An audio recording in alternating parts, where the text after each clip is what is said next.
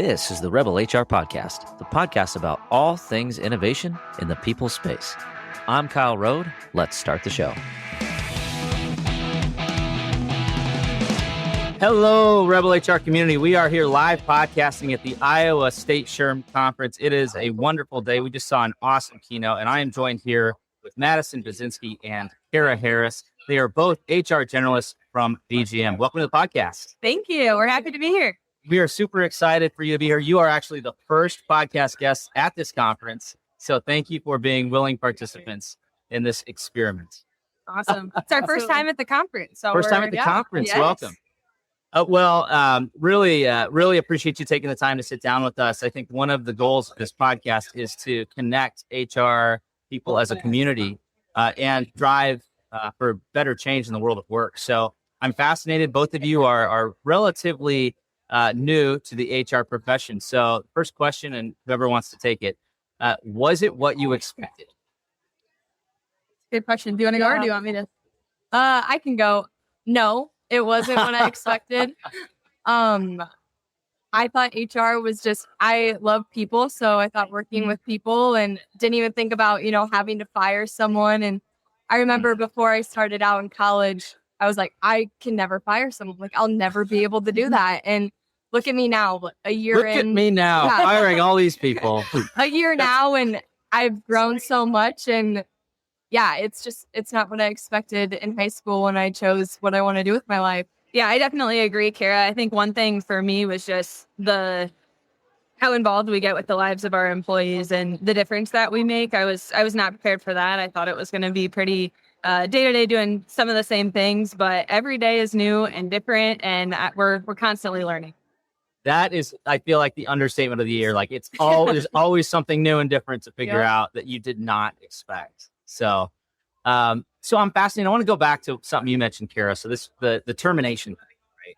And, I know you both graduated with an HR degree, right? Correct. So you took the classes, you did the coursework.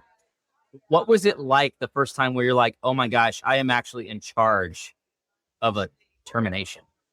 Like, what was that like, and how did you work through that in that first situation? Yeah, so it was really challenging. I remember my first one, note taking. I'm a big note taker, so role playing. I have a colleague of mine who we just role played and kind of went through the different scenarios and like what could happen. So I think really practicing and getting my mind to where I am and not thinking about anything else outside of it. And just know that the end goal is there and doing what's right for the company. Yeah, absolutely. But also, I've got to believe there's still like that gut check, right? Like, absolutely. You get in the room, you make the decision. Yep. It's hopefully the right decision, right? But it doesn't make it any easier. So, hats off. And I guarantee you that every HR professional that's ever had to go through that can reflect on that experience. I remember the first time I had to let someone go, I was physically ill. And I was like, oh man, I must have, picked up a bug or something. And one of my great mentors, Brad, took me in the office, put his hand on my shoulder and said, Kyle, it's because you're a good person and you don't like doing this. Your stomach is twisting because you feel bad. Mm-hmm. And, and thankfully, it was okay to feel that way. Right. It's never going to feel good to let somebody go, but if we're doing our jobs right, it's most of the time when you're in that situation, you feel confident in the decision that you're making, and it's taken a lot to get to that point. So it's nice when you can really look at the information and feel good about it before you go through it. But yes, to your point, it never feels good. It never. Well, okay. I will say, there are some situations where I'm like, I'm okay firing this person, but those are the exception, not the rule, right? And I very, very small percentage, which, side note, that's why we write like all the policies for the like naughty people, right? So right. Yep. So you mentioned that, no day's the same, and there's always, it's kind of always something different, always something new to learn. Yeah. What's maybe the biggest thing that surprised you since you have started your HR generalist career? Yeah. And I think this has something to do with the time that I started being post-COVID, but the mental health aspect of it. are constantly navigating new situations there and trying to create best practices. Recently, our entire HR team became certified in mental health first aid, and that has been something that's been awesome. I've had the opportunity, not awesome that I've had the opportunity to use it, but I have, and that's been a new part of my every day, and Kara can say the same, that we're constantly navigating that. Yeah. First thing I will say is congratulations to both of you for taking that focus on mental health. And I will just a shout out to VGM, your employer. I know that they are doing certification in mental health as it relates to emergency response and preparedness. Right. And I think so to the organizations that are listening, if you really do care about it, put a program together, inform your team, start with your HR team. I think that's a really critical step. And it's something from my perspective, we didn't have that when I started in the profession. It was just kind of like, put up or shut up, kind of buck up, oh, somebody's having a hard day.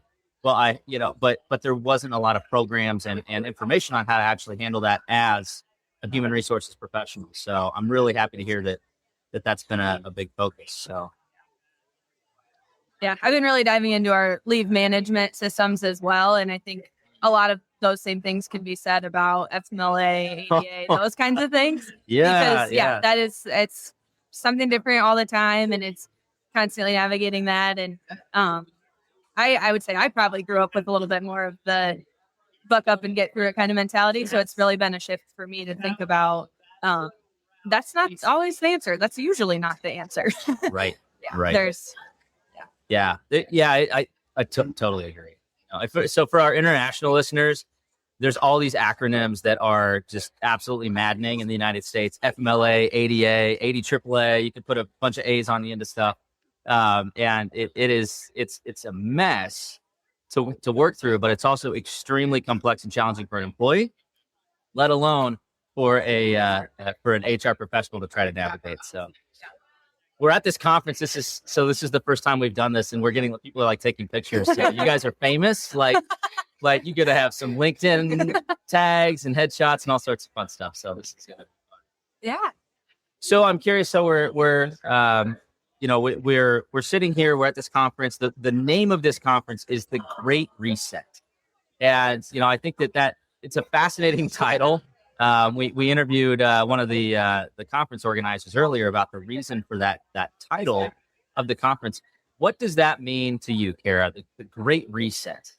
Yeah. So like Madison mentioned, we kind of started our career after COVID. So I think HR before COVID was its own beast. And now with COVID, post-COVID, it's its own structure and trying to make it through the day. And COVID has a lot of roadblocks. I was in an internship during COVID, and we just had documents of here's a COVID slip to not get your COVID booster, COVID shot, and we were like, oh, where do we turn to? Like we have no idea what to do, and only the interns were in the office, and everyone was from home, and so it was just navigating that and kind of resetting what HR really means now in this post-pandemic world. And like Madison mentioned, mental health now. And I think it's just taking a step back and actually, focusing on the care of our employees and resetting what our purpose is. Absolutely. Madison, what does it mean to you? I was just going to say, to add to that, I think it's a chance to challenge the status quo in every aspect of HR. I'm really excited for the sessions. We're at the very beginning right now. I'm excited for the sessions today and tomorrow to look for some of those opportunities, bring things back to our business, to find ways to innovate and to constantly be better and be ahead of the curve. Absolutely. Couldn't agree more. And I think perfect for the first live podcast guests here. Let's change the status quo.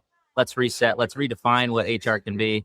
And with the help of two extremely talented young professionals that are just getting started in the HR career path. So thank you so much for joining us today. And VGM is lucky to have both of you. So perfect. Thank you, Kyle. Thank you. All right. That does it for the Rebel HR podcast. Big thank you to our guests.